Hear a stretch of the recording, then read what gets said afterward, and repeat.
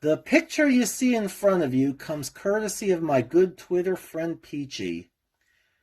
Hope you all had a happy St. Patrick's Day last week. To those who celebrate, remember, you are people too, apparently. And speaking of our favorite ghost who is doubtful of the Irish, brings to mind a favorite episode of mine, and a favorite episode of many out there. That would be Possession.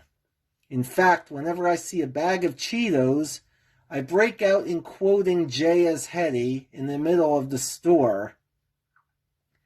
From this point on, I will call Jay as Hetty my fan name, Jetty.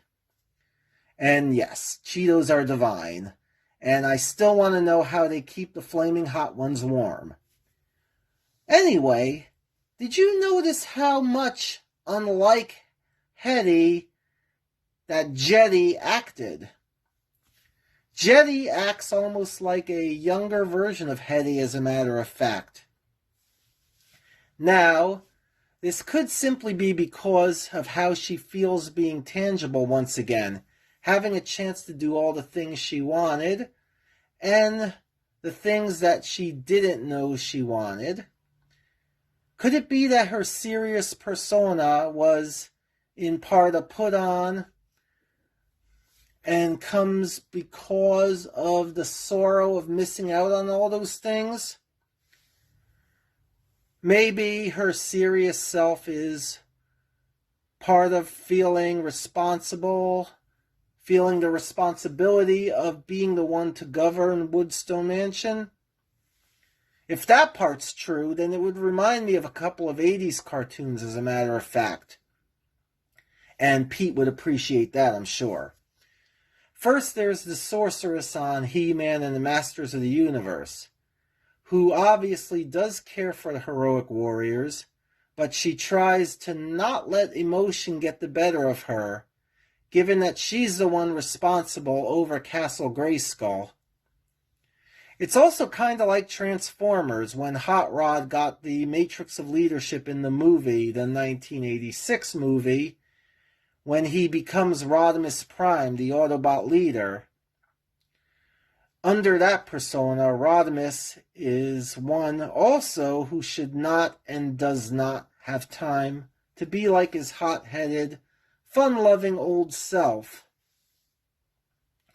Which is all understandable in Hetty's case, if that's what the writers were going for. But what if there's an unwritten rule in the death manual that we have not fully explained yet, fully explored? That when a ghost possesses a living, the result is a new being that is a composite version of the ghost and the living in question together. Take Jetty, for example. Jetty possesses Hetty's speech patterns and dialect and some of her values, but she also acts like a younger version of herself, like I said. And she has more of a sense of humor when she's in this form. And a sense of humor would fit more with Jay, wouldn't it? It is like Hetty regresses when she takes over Jay's body, but she doesn't totally regress, if that makes any sense. But returning to the idea about the mantle of leadership, again, I'm wondering if when she feels free of that mantle, and taking over Jay's body made her feel such, possibly, if that is more of the actual Hetty and not the ghost one. Does not feeling like a leader make her feel more free? Surely she's a bit unnerved as she can't see the ghosts also. So it's a lot to think about, and I wonder if it's something that will be explored in the future. And somehow will we know more about how possession works. So that's your food for thought for today. Remember that this afternoon at 4:30 p.m., Flower and Pete, Richie and Sheila, will be talking March Madness. So do catch that. And there's a nice little game on the official Ghost Social where you look at pictures and try to find where Trevor's pants are hidden.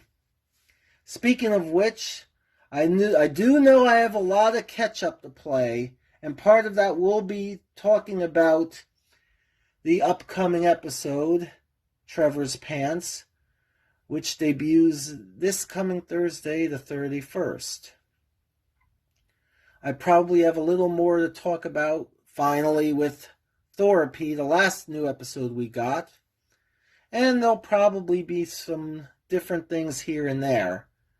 So I will catch you then, and I look forward to talking about that and a lot more.